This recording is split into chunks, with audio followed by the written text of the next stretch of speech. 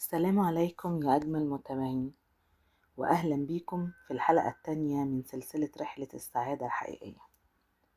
النهاردة هنتكلم عن أهم سر من أسرار السعادة اللي ناس كتير مش واخدة بالها منه، وهو الرضا والامتنان.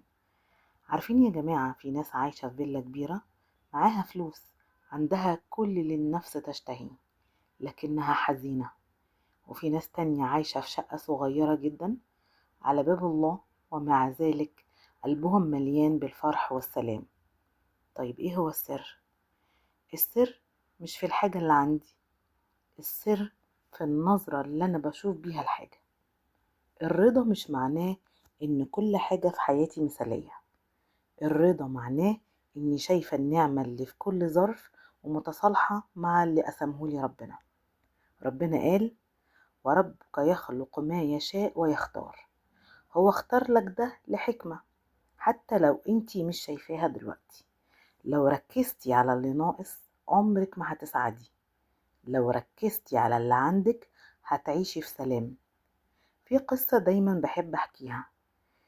في ست فقيرة كانت كل يوم وهي ماشية للسوق تعدي جنب قصر كبير، تبص للقصر وتقول: ياه، لو معايا نص اللي معاهم. لكن كانت ترجع بيتها تلاقي عيالها بيحضنوها بحب، وجوزها بيضحك معاها، وأكلة بسيطة حلوة على السفرة. وفي يوم ربنا رزق أهل القصر بكل حاجة، لكن في مشاكل بينهم لا تنتهي. مفيش راحة ولا حب ولا هدوء. فاهمين الدرس؟ إن النعيم مش في الكمية، النعيم في البركة وفي القلب الهادي. وهنا بقى بيجي دور الامتنان. كل يوم هتقعدي مع نفسك وتحكي لنفسك، هتقولي: الحمد لله إن جسمي قادرة أمشي بيه. هتقولي: الحمد لله إن عندي بيت.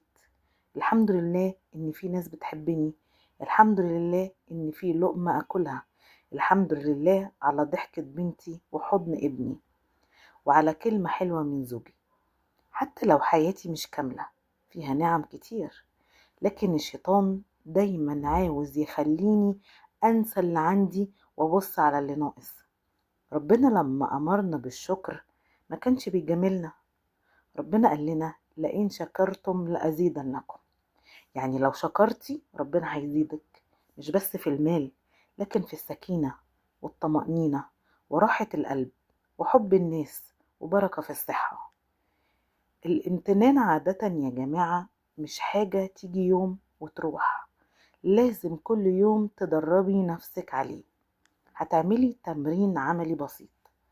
قبل ما تنامي كل ليلة اكتبي ورقة صغيرة فيها 3 حاجات جميلة حصلت لك النهاردة، حتى لو بسيطة. هتكتبي مثلا عن ضحكة بنتك، عن فنجان قهوة شربتيه مع أختك، عن مكالمة حلوة من صديقة بتحبيها، عن أكلة نجحت معاكي. هي حاجات بسيطة، ولكن كل يوم هتكتشفي قد إيه النعم حواليكي، بس إحنا ساعات بنعجز عن رؤيتها. في حديث جميل عن النبي صلى الله عليه وسلم بيقول: انظروا إلى من هو أسفل منكم، ولا تنظروا إلى من هو فوقكم، فهو أقدر أن لا تزدروا نعمة الله عليكم. يعني لما تقارني نفسك بمن هو أقل منك في النعمة، وقتها هتحمدي ربك من قلبك. وفي نقطة مهمة جدا في الرضا: الرضا لا يعني إنك ما تطورش نفسك. يعني مع كل سعي وتطوير قلبك راضي بالنتيجة. هتقولي: أنا هشتغل على نفسي، هتعلم، هحسن شغلي. لكن لو النتيجة جت أقل من اللي بحلم بيه، هتقولي: قدر الله ما شاء فعل. يمكن الخير في كده وأنا مش شايفة. ربنا بيحب العبد الراضي. النبي صلى الله عليه وسلم لما دخل الجنة ليلة الإسراء والمعراج، شاف أهل الجنة بيضحكوا وينادوا: راضينا فرضى الله عنا. شفت الجمال؟ لما انت ترضي ربنا هيرضى عنك، ولما يرضى عنك يفتح لك أبواب السعادة اللي عمر ما فلوس العالم كلها هتجيبها. وبختم الحلقة التانية النهاردة بجملة نكتبها سوا ونعيش بيها.